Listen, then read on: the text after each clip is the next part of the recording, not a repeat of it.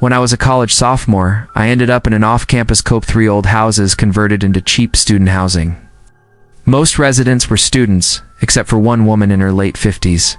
She was quiet, always blank-faced, and lurked in our shared kitchen without ever speaking.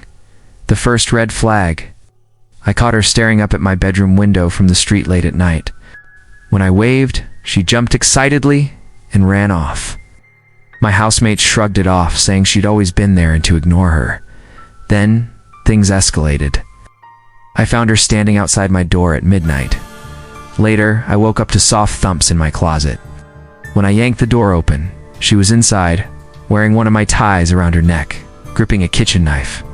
I screamed, wrestled her down, and my housemates helped pin her until police arrived. Turns out, she was the property manager's mentally ill sister, hidden away in an empty room. He was arrested for negligence. I still don't know why she fixated on me, but I'll never forget how close I came to being stabbed in my own closet. The fake party house. I moved to a quiet neighborhood after a bad breakup. My next-door neighbor, Damon, was a young guy living alone in a massive house. Weird, but he seemed cool. Then, one night, I woke to a blaring party at his place. When I went to complain, the door was unlocked. Inside, shoes were piled up.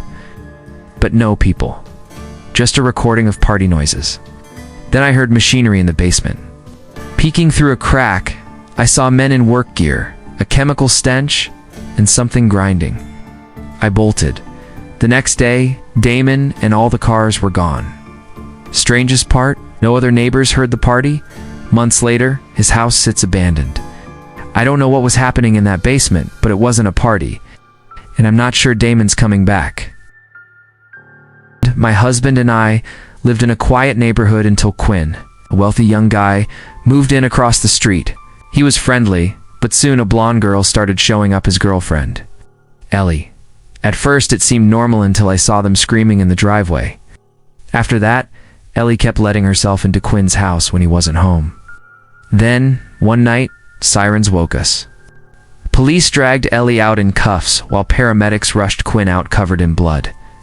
Quinn later told us Ellie had stolen his spare key, planted hidden cameras in his room, and tracked his location. When he tried to break up, she snapped. She'd been watching him for weeks. He barely survived her attack. He moved out soon after, too traumatized to stay.